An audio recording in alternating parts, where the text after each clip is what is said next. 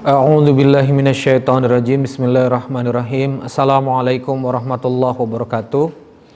Alhamdulillahirabbil alamin. Allahumma shalli ala sayidina Muhammad wa ala ali sayidina Muhammad. Rabbi shrah li sadri wa yassir li amri wahlul 'uqdatan min lisani yafqahu qawli. Rabbi anzilni munzalan mubarakan wa anta khairul munzilin. Shadaqallahul adzim. Sahabat-sahabatku, kaum muslimin, khususnya sahabat-sahabat Iqra yang ada di Australia, ya, wabil khusus lagi kawan-kawan saya Iqra yang ada di keluarga besar Iqra yang ada di Perth, Australia Barat, ya. Masya Allah, tabarakallah. Senang sekali bisa menyapa sahabat-sahabat sekalian dalam tausiah singkat 6 menit ini. Di dalam Al-Quran, di awal-awal surah Al-Baqarah, kita kemudian diajarkan Allah Subhanahu wa Ta'ala tentang ciri-ciri muttaqin.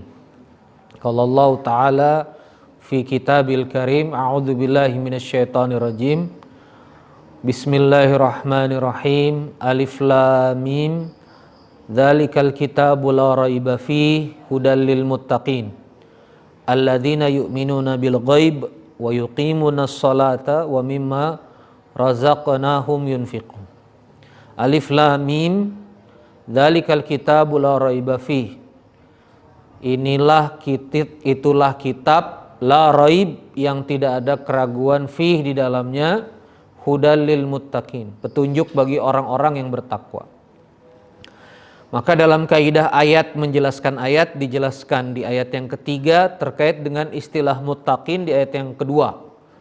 Alladzina yu'minuna bil ghaib. Siapa muttaqin itu? Satu, alladzina yu'minuna bil ghaib, yang kemudian beriman kepada yang ghaib, wa yuqimunas shalah, menegakkan salat, wa mimma razaqnahum yunfikun, dan juga menginfakkan sebagian rizki yang telah direzekikan kepada mereka.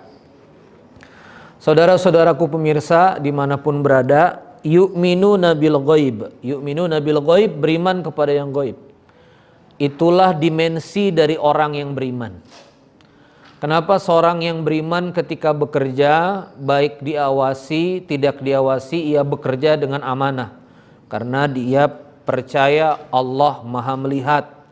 Yu'minuna bil ghaib, ada keyakinan kepada yang ghaib.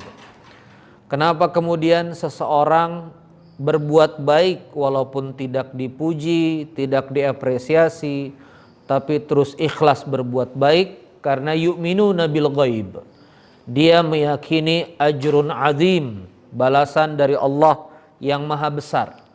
Karena yakin Allah maha melihat, yakin juga Allah maha bijaksana, yakin juga Allah maha adil, yakin juga Allah akan membalas segala macam kebaikan yang dilakukan oleh seorang manusia.